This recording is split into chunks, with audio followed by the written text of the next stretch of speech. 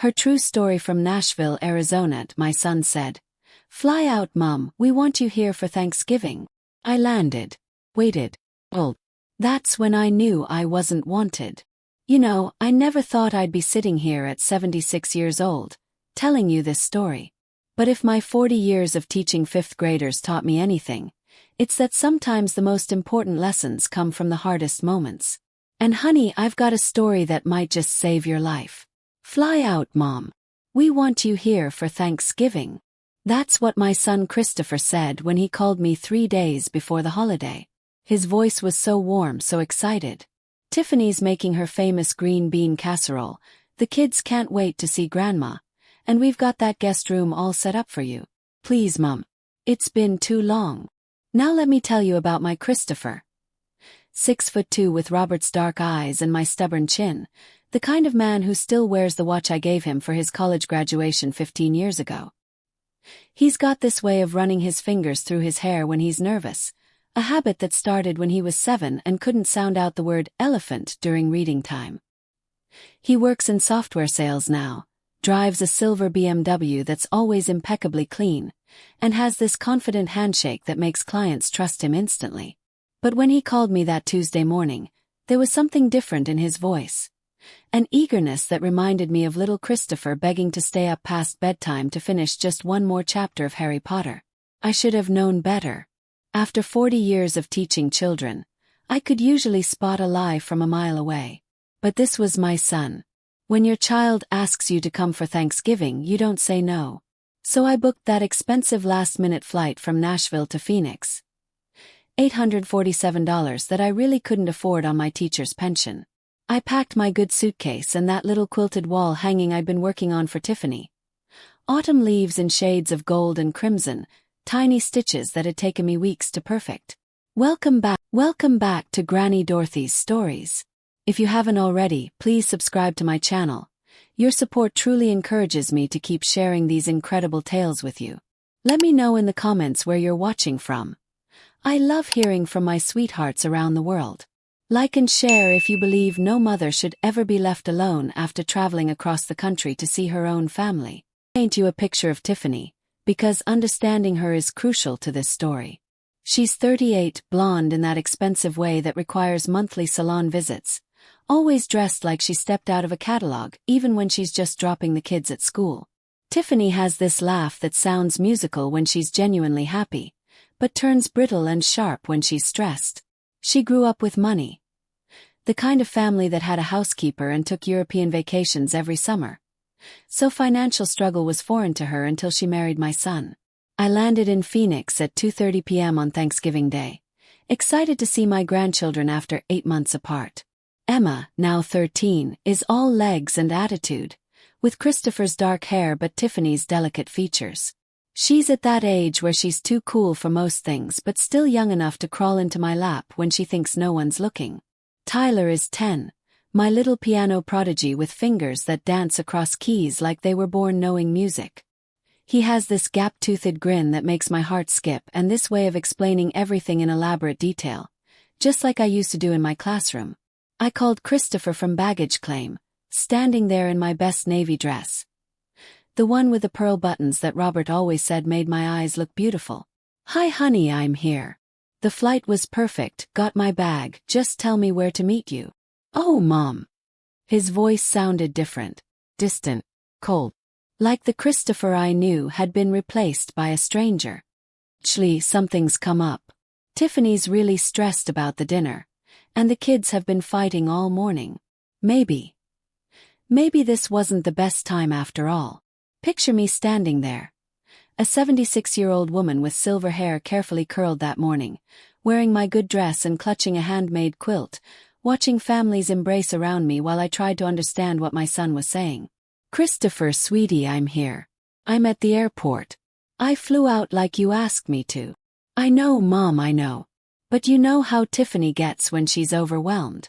And honestly, we've already got such a full house with her parents visiting too. We don't really have space for everyone." Tiffany's parents. He'd never mentioned Tiffany's parents.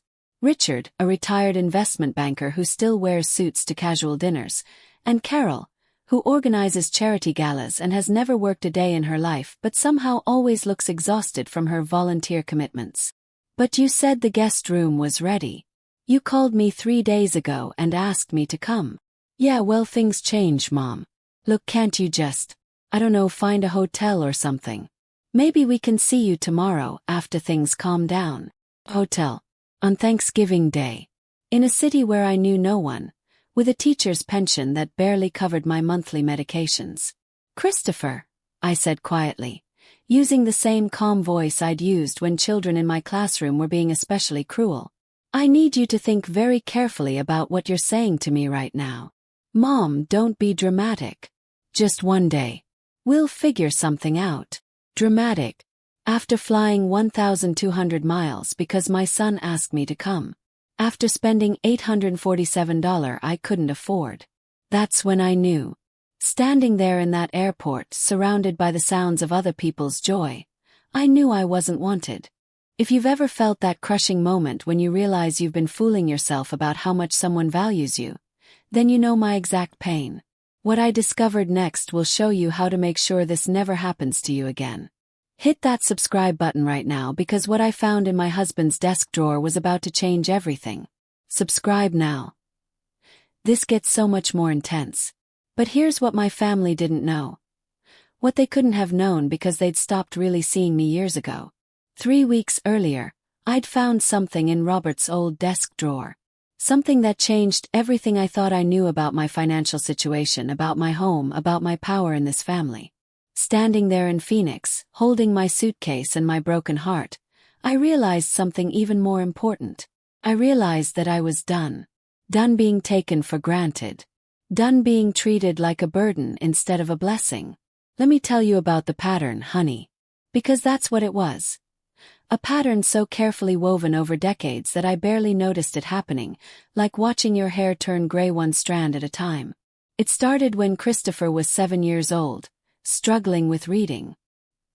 He was this bright-eyed little boy with knobby knees and grass stains on every pair of pants, but when it came to reading, the letters seemed to dance around on the page, mocking him. The school wanted to hold him back, but I knew my boy wasn't slow. He just learned differently. Every evening after I finished grading papers, and I mean every single evening for 8 months, I'd sit with Christopher at our kitchen table. The same oak table where Robert and I had eaten breakfast for 20 years, where we'd planned our dreams and paid our bills. Christopher would curl up next to me, his small body radiating frustration, dark hair falling into his eyes as he struggled with words that seemed impossible. 3 hours every night. 3 hours of patient encouragement, of breaking down words into sounds, of celebrating when he finally read elephant without stumbling.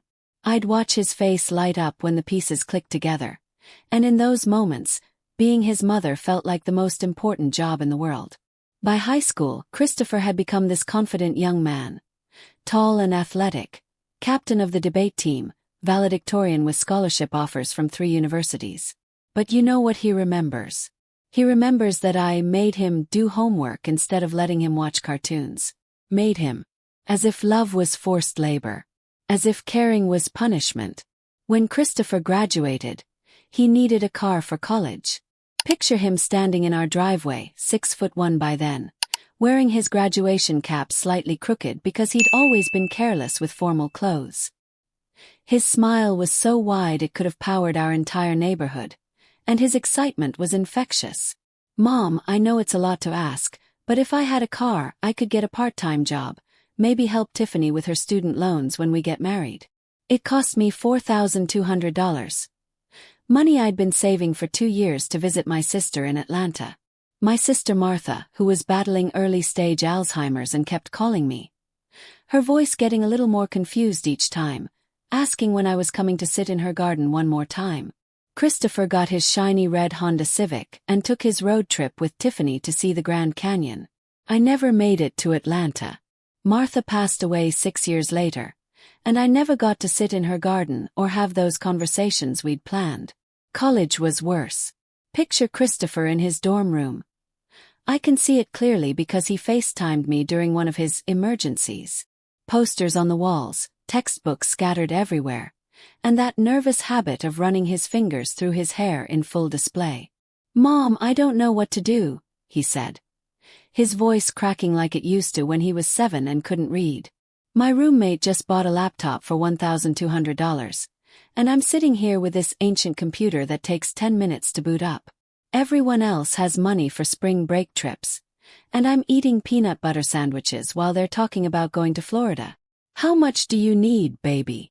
Those words became my automatic response to every crisis, as reflexive as breathing. 2,000 would get me through the semester. Get a decent laptop, maybe have some money for food that isn't from the cafeteria. "I know it's a lot, Mom, but think of it as an investment in my future. $2,000 from my retirement savings. Money Robert and I had been putting away for 20 years for a trip to Europe. Our dream of walking through the Louvre together, of seeing the Swiss Alps, of eating gelato in Rome. We never made it to Europe. Robert got sick the year after Christopher's wedding, and by the time he passed away, all our savings had gone to medical bills and family emergencies. Let me tell you about Robert because understanding him is crucial to the rest of the story. He was a man of few words but infinite patience, with calloused hands from 30 years of construction work and the gentlest touch when he helped me grade papers. Robert had this way of raising one eyebrow when he disagreed with something but didn't want to argue. A look that said, "I'm keeping track, even if I'm not saying anything." He wore the same type of flannel shirt every weekend for 20 years, read 3 newspapers every morning, and could fix anything that broke in our house. Most importantly, Robert saw everything. He noticed every dollar that left our account, every sacrifice I made, every time I said yes when I should have said no. The wedding was $12,000. Picture Tiffany in her designer dress. Ivory silk with hand-sewn pearls that cost more than most people's cars. Surrounded by 200 guests at a country club that required a 6-month waiting list just to book. She looked like a princess, all blonde curls and perfect makeup, holding Christopher's arm like she'd won the lottery. And in many ways she had. The piano lessons for Tyler. $200 a month for 2 years with Mrs. Chen, a patient Asian woman who taught from her home filled with crystal figurines and always served tea in delicate porcelain cups. Emma's laptop. $1,200 for a machine she used primarily for social media and online shopping. The emergency car repair. $1,850 when Tiffany's BMW broke down 3 days before her sister's wedding.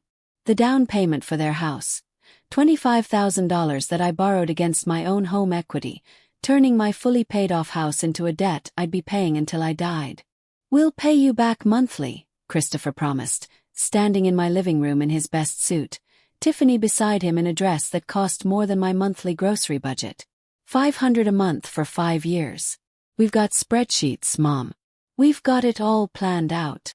I received exactly 3 payments before the excuses started. Tiffany's car needs new tires, and you know how dangerous it is to drive on bald tires with the kids in the car. Tyler's orthodontist wants payment up front, and if we wait, his teeth will get worse. Emma's school is requiring new laptops for all students, and she can't fall behind academically. Always something. Always a crisis. Always a reason why this month was impossible, but next month would definitely be different. If you've ever said, "How much do you need?" before you've even heard what the problem is, you're living my nightmare right now. What I discovered next will blow your mind and show you exactly how to protect yourself. Hit subscribe right now because this isn't just about money. It's about your dignity and survival. Subscribe now before you forget. Your future self will thank you. Then came the grandchildren, and oh, how I loved those babies. Emma was born with a full head of dark hair and Christopher's stubborn chin, while Tyler came into the world bald as a cue ball but with the most expressive brown eyes I'd ever seen. But loving grandchildren was expensive when you were the only one expected to prove that love with your wallet. Emma and Tyler would arrive at my house every Friday evening with overnight bags and excited chatter about their week. Emma, even as a toddler, had this way of tilting her head when she was thinking, exactly like Christopher used to do. Tyler would immediately run to the piano, an old upright I'd bought at an estate sale, and start banging out the songs Mrs. Chen had taught him, his little legs swinging from the bench because his feet couldn't reach the pedals. But it wasn't just babysitting. Every summer vacation meant 2 weeks at Camp Grandma while Christopher and Tiffany took their annual couples trip to Napa Valley or Martha's Vineyard. Every school break, every teacher workday, every time Tiffany had a spa appointment or Christopher had a work conference. Somehow, Grandma was always available, always willing, always free. I calculated it once, sitting at my kitchen table with a calculator and 15 years of calendar notes. If I'd charged minimum wage for all the childcare I'd provided over the years, Christopher and Tiffany would have owed me $23,000. $23,000 for watching their children while they lived their lives, knowing that Grandma was their perpetual safety net. After Robert died, the requests got more frequent and more desperate. Picture me at his funeral. A small woman in a black dress that was too big because grief had stolen my appetite, standing beside a casket that held 47 years of marriage and partnership. Christopher approached me at the reception. His face appropriately somber but his eyes calculating. "Mom, I know this isn't the right time, but Emma needs a laptop for school, and with the funeral expenses." He let the sentence hang in the air like a question mark, as if Robert's death was somehow connected to Emma's educational needs. "Mom, Tyler's piano teacher says he's ready for a better instrument. This could be his big break. Mom, our property taxes went up, and with my salary being what it is. Mom, Tiffany's car needs new brakes, and you know how important safety is." Each request came with a sob story. Each crisis was presented as urgent and unavoidable. "Just this once, Mom. We'll definitely pay you back this time. We've learned our lesson about budgeting. Just this once." That phrase became the soundtrack of my retirement. But just this once happened every few months, and "we'll pay you back" never actually happened. I started selling things to keep up with the demands. Robert's coin collection. 200 silver dollars he'd been collecting since he was Tyler's age. Went to a dealer for $800. Some jewelry I never wore, including my mother's pearl earrings, brought in $300. My grandmother's china set, the one with the delicate rose pattern that had graced every holiday table for 60 years, sold for $450 to a woman who promised to treasure it forever. Each item I sold felt like cutting away a piece of my own history, like erasing the people who had loved me before I became everyone's solution to their problems. Here's what I want you to understand. When you make it easy for people to take advantage of your kindness, they will. When you never say no, people stop asking and start expecting. When you give without boundaries, you teach others that your love has no value because it costs them nothing. During our last conversation before the Phoenix disaster, she was sitting in my living room, perfectly dressed as always. Her manicured hands gesturing as she explained why they needed $3,000 for Tyler's summer camp.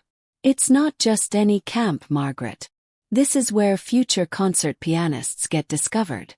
This could change Tyler's entire life trajectory." She never called me Mom. In 15 years of marriage to my son, she'd never once called me Mom. I was Margaret, a formal distance that kept me in my place as the family bank rather than the family matriarch. "Tiffany," I said carefully. "Last month it was Emma's art supplies, and the month before that it was your car insurance. When does this end?" Her laugh was like ice cubes clinking in a glass. "Margaret, family helps family. I thought you understood that. Besides, it's not like you're struggling. This house is paid off, you have your pension, and you don't have any real expenses. We're the ones trying to raise children and maintain a household. No real expenses. As if my medication, my utilities, my food, my very existence didn't count as real expenses. As if my needs were somehow less important than their wants. If family helps family sounds familiar if you're recognizing yourself in my story, then you need to stay with me. What I found next changed me from being the family ATM to holding all the power. Hit that subscribe button because this story is about to take a shocking turn. Don't be the person who never learns the secret weapon that saved my life. Subscribe now. What they didn't know was what I'd found in Robert's desk drawer 3 weeks before that disastrous trip to Phoenix. After Robert's funeral, I started the heartbreaking process of going through his things. His closet still smelled like Old Spice and sawdust. His workshop in the garage held tools arranged with military precision, each one hung exactly where it belonged. I was looking for warranty information for the refrigerator when I found the first notebook tucked away in the bottom drawer of his desk. I was sitting in Robert's leather chair, the one that still bore the impression of his body after 47 years of marriage, holding a simple composition book with family financial history, written on the cover in Robert's careful block lettering. The handwriting that had signed birthday cards and grocery lists and love notes for almost half a century. I opened it, expecting to find records of our mortgage payments or tax information. Instead, I found 15 years of documentation that took my breath away. Robert had been keeping track of every single dollar I'd given to our family, every hour of free labor, every sacrifice I'd made that went unacknowledged. July 15, 2008. Margaret gave Christopher and Tiffany $12,000 for wedding expenses. Christopher said they would pay it back when they got established. No specific repayment plan discussed. No acknowledgement of the sacrifice this represents to our retirement savings. September 2009 to June 2011. Margaret paid for Tyler's piano lessons, $200 per month for 24 months. Total, $4,800. Christopher and Tiffany never acknowledged this expense or offered to take over payments. Tyler is talented, but this money came from Margaret's personal savings for her sister's visit. Weekend of June 15 to 22, 2018. Margaret babysitting while Christopher and Tiffany went to Napa Valley for their anniversary. 8 days, approximately 10 hours per day. If paid minimum wage, $580. Received, $0. Not even offered gas money for trips to the playground and children's activities. Robert had been watching. He'd been documenting. He'd been keeping track of what I was too generous, or too naive to monitor myself. I found 3 more notebooks, each one more detailed than the last. One was dedicated entirely to babysitting hours, with notes about meals I'd provided, activities I'd paid for, even the gas money I'd spent driving the children to their various appointments and playdates. Another focused on gifts and financial support that never got acknowledged. Christmas presents, birthday money, emergency loans that became gifts when they were never repaid. But it was the 3rd notebook that broke my heart. Robert had been calculating the emotional cost alongside the financial cost. Margaret missed her sister Martha's 70th birthday party because she was babysitting Emma and Tyler while Christopher and Tiffany attended a work conference in Las Vegas. Martha specifically requested Margaret's presence. This sacrifice will never be acknowledged by our son. Margaret sold her mother's wedding ring to pay for Tyler's summer camp. She told Christopher it was just sitting in a jewelry box anyway, but I watched her cry while cleaning out the jewelry box afterward. Our son believes his mother's treasures are disposable. Margaret worked double shifts at the school cafeteria during Robert's cancer treatment to pay for medication, while simultaneously paying for Emma's private tutoring. She is literally working herself to death to maintain her role as family problem solver. Robert had totaled it all up at the end of each year. 2019. $27,000 in documented financial gifts and unpaid services. 2020, $31,000. 2021, $35,000. The numbers kept climbing, but the gratitude and respect kept declining. But the most devastating discovery was in the medical expenses folder. Robert's cancer had cost us $127,000 out of pocket after insurance. I'd liquidated almost everything. My retirement savings, Robert's pension fund, even my grandmother's engagement ring that had been in the family for 90 years. But here's what broke my heart completely. During the 18 months of his treatment, while I was working double shifts to pay for his care, while I was selling family heirlooms to cover medical bills, while I was researching experimental treatments and driving him to chemotherapy appointments, I was still giving money to Christopher and Tiffany. $18,000 during the darkest period of my life. The folder contained one more thing that nearly destroyed me.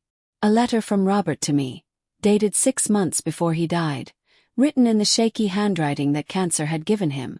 My dearest Margaret, you are the most generous woman I've ever known, but your generosity is going to be the death of you if you don't learn to protect yourself.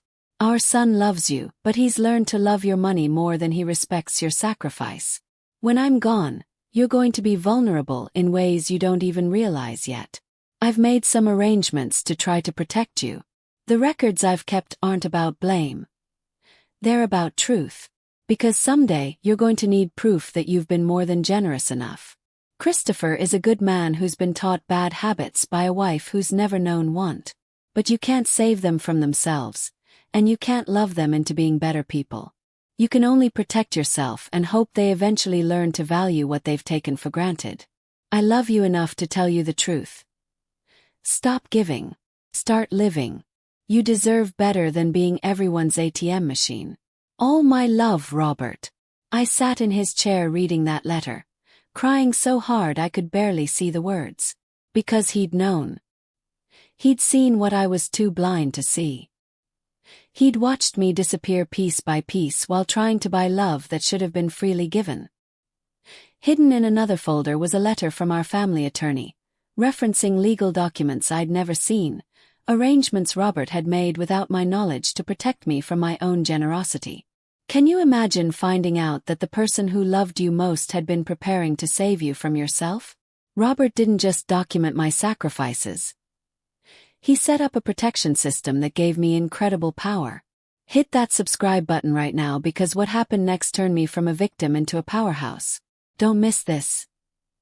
This is where everything changes. I made the call to Janet Walsh, our attorney, the next morning. My hands were shaking as I dialed her number. Robert's letter still spread out on the kitchen table beside his notebooks. Janet wasn't just our lawyer. She'd been our friend for 30 years. A sharp woman in her early 60s with steel gray hair and eyes that missed nothing, she'd handled our wills, our house purchase, and Robert's business contracts back when he'd done independent construction work. When I walked into her office the day after discovering Robert's documentation, still feeling raw from reading his letter, she took one look at my face and said, "Margaret, I've been wondering when you'd call. Robert made me promise to take care of some things for you after he passed, but he was very specific that you had to come to me when you were ready." Her office was exactly the same as it had been for 20 years. Law books lining the walls, family photos on her desk, and that same comfortable leather chair where Robert and I had signed our wills. But sitting there that day, I felt like a different person than the woman who'd signed those documents. "Robert set up several protections for you," Janet said, opening a thick manila folder with my name written in her precise handwriting. The first document she pulled out was a deed. The deed to my house. But it looked different from the one I remembered. Robert had the house put into a special trust 6 months before he died, Janet explained, her voice gentle but businesslike. "You're the beneficiary for life, which means you can live there as long as you want, make any changes you want, and no one can force you to sell or move. But the trust protects the property from any claims from family members. When you pass away, it doesn't go to Christopher. It goes directly to Emma and Tyler, your grandchildren." I stared at the document, understanding it was dawning slowly.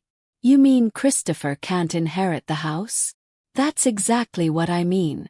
Robert was very specific about this. He said, and I quote, "Christopher has received enough inheritance already in the form of his mother's sacrifices. This house goes to the grandchildren for their education." The next document was even more shocking. A bank statement showing $278,000 in an account I'd never seen before. Robert had been moving money into this account for years, Janet explained, sliding the statement across her desk. "Every time you gave Christopher money, Robert would take the same amount from his personal accounts and put it into what he called your independence fund. Money that Robert saved specifically to make sure you'd never be financially dependent on anyone." My hands were trembling as I looked at the numbers. $278,000. More money than I'd ever imagined having in my lifetime. "But how?" I whispered. "We never had that kind of money." Janet smiled sadly. "Robert worked overtime for 15 years, Margaret. Every weekend job, every extra project, every holiday he spent working instead of relaxing. He was building this safety net. He told me, if my wife is going to give away our security, Then I'm going to make sure she has security to give away. There's one more thing, Janet said, pulling out another legal document. Robert had me draw up a financial abuse protection order. It's already filed with the court, just not activated. If Christopher or Tiffany try to pressure you financially, if they threaten you or manipulate you or make you feel guilty for not giving them money, you can activate this order with one phone call and it becomes a legal restraining order. I stared at the papers, overwhelmed by the magnitude of what Robert had done. While I'd been focused on being a good mother and grandmother, he'd been focused on protecting me from the consequences of my own good heart. Based on Robert's records, Janet continued, you've provided approximately $127,000 in direct financial support to Christopher and Tiffany over 15 years. That doesn't include the home equity loan, which was another $25,000. With interest, that loan has cost you over $30,000 total. They made 3 payments and stopped. Legally, you have grounds for a lawsuit to recover the full amount. But more importantly, she said, leaning forward in her chair, you now have something more valuable than money. You have power. You have options. You have the ability to say no without consequences. Margaret, Janet said, her voice taking on the tone she used in court, you hold all the cards now. The question is, what do you want to do with that power?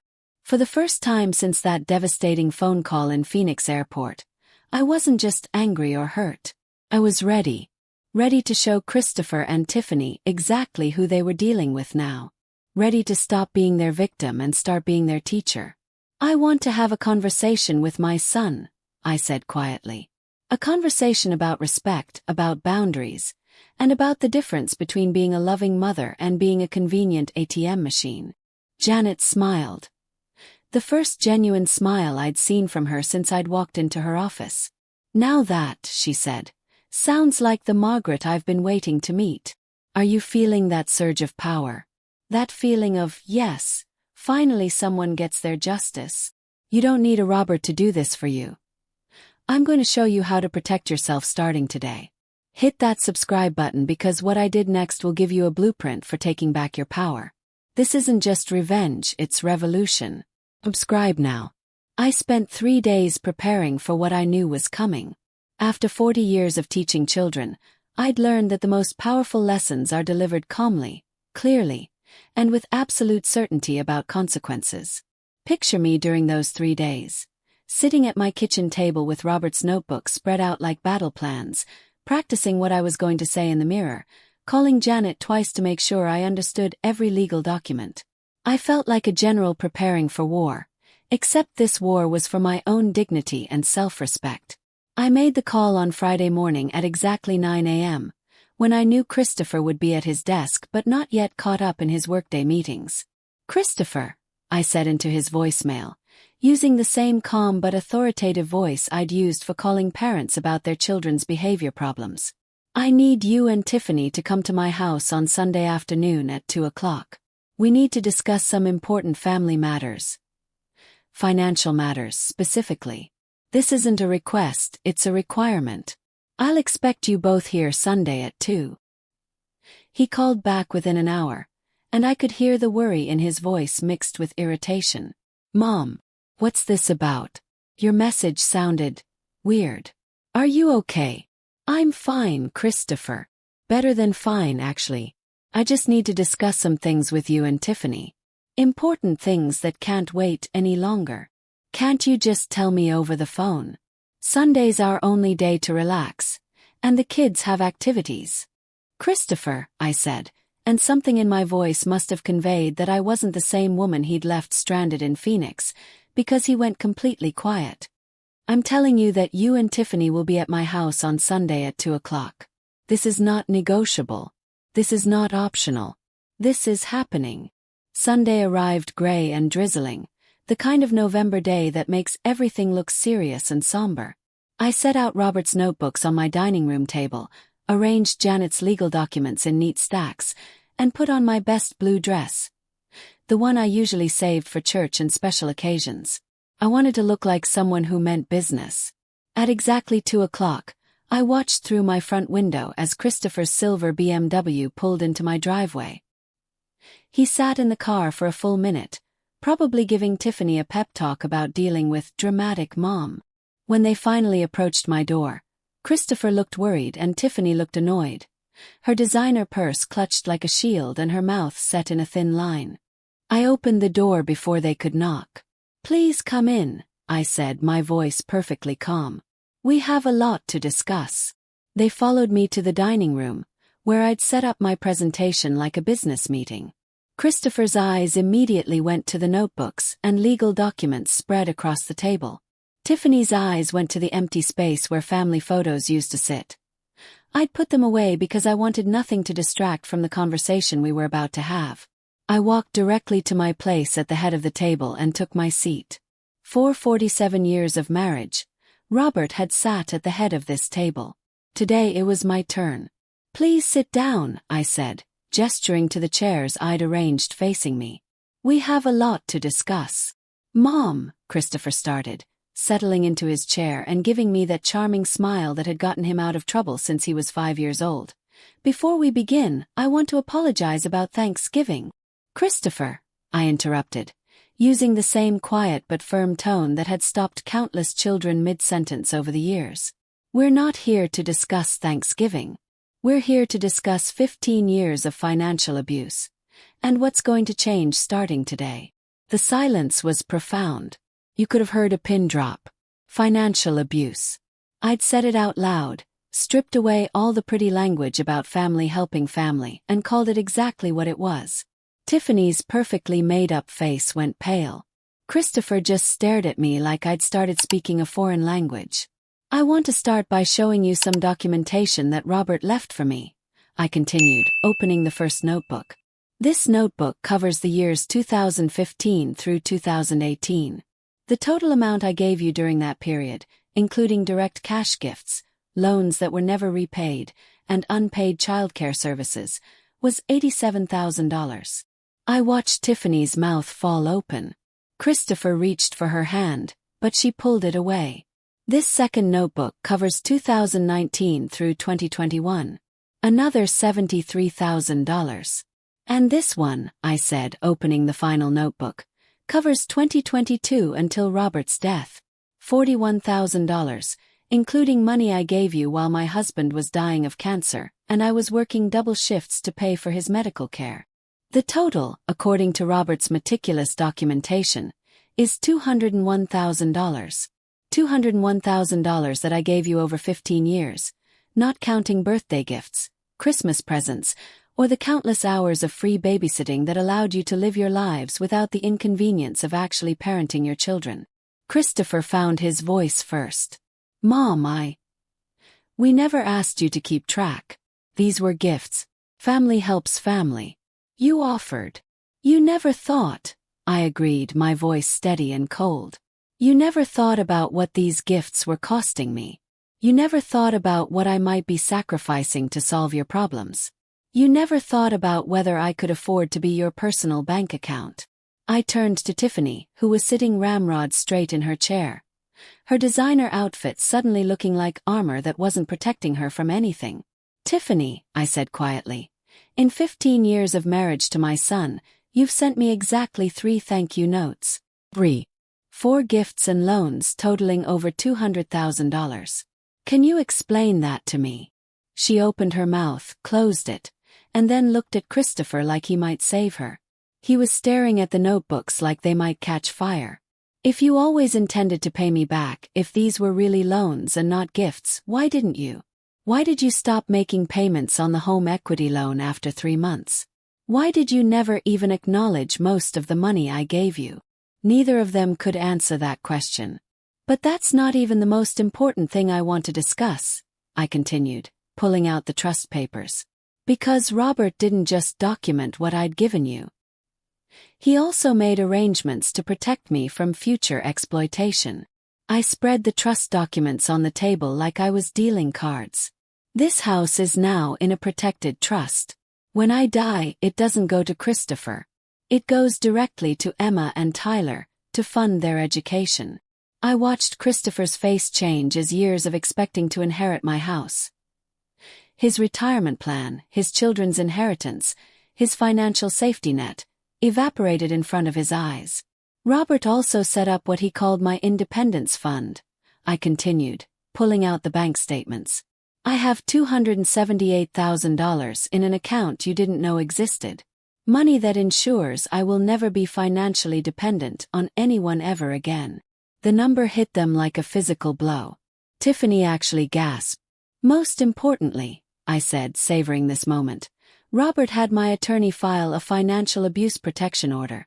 If you continue to pressure me for money, if you manipulate me or guilt me or treat me like your personal ATM machine, I can activate this order with one phone call and it becomes a legal restraining order.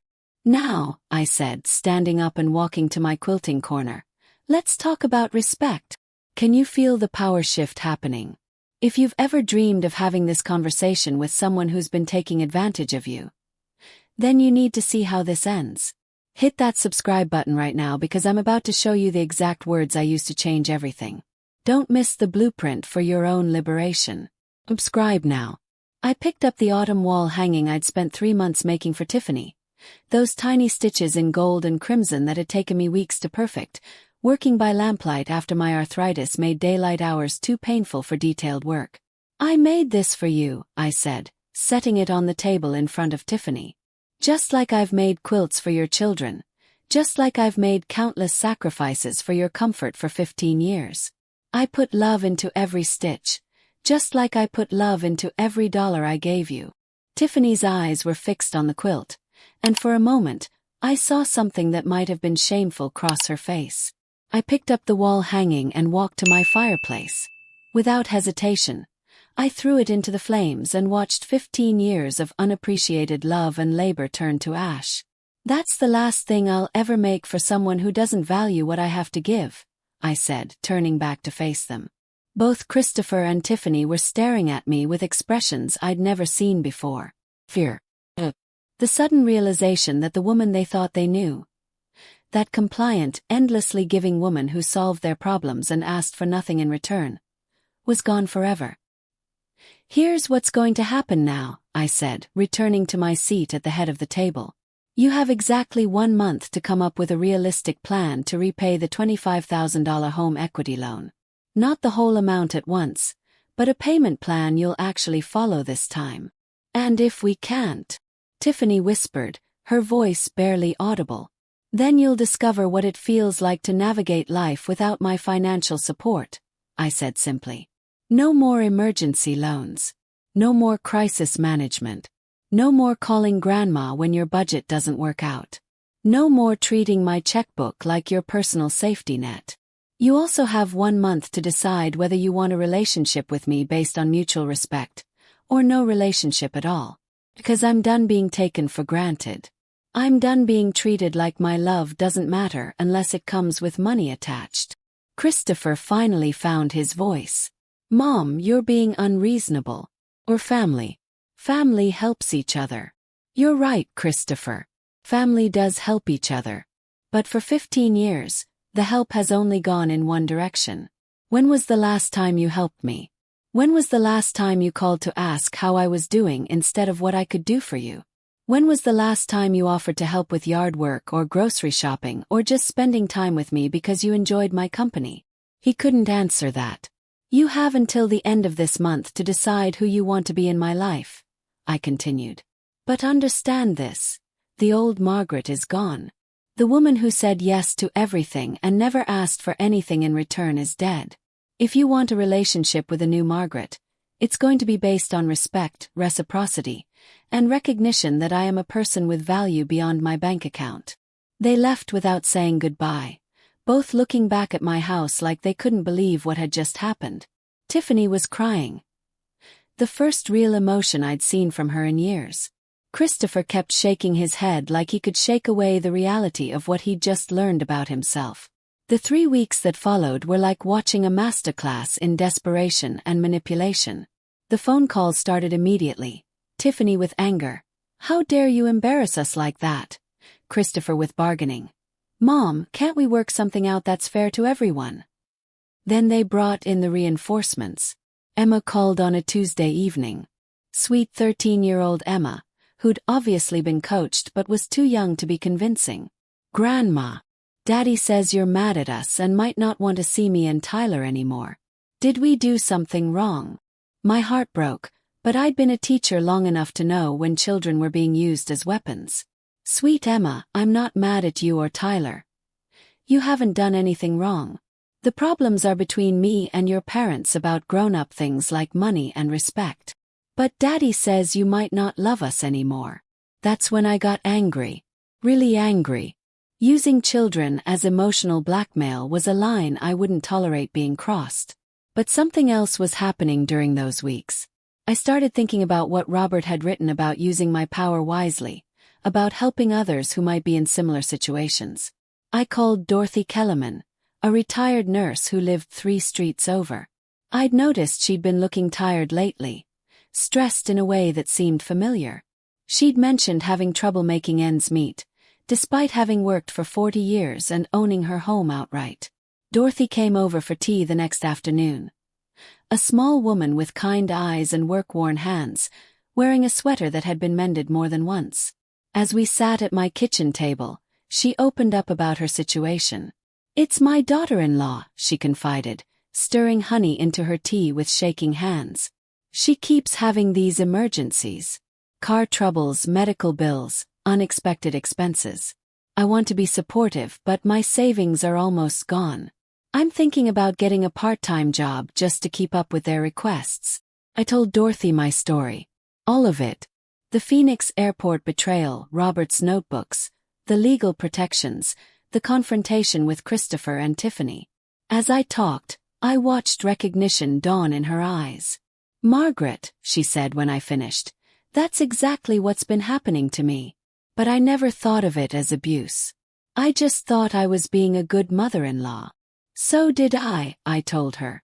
"But Dorothy, when help only goes one direction, when your needs always come last, when you're working at 72 years old to fund someone else's lifestyle, that's not family support. That's exploitation."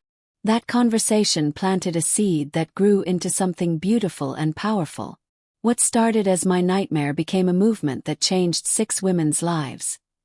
We didn't just survive, we thrived. If you want the exact blueprint we use to go from being everyone's ATM to being our own priority, you must subscribe right now.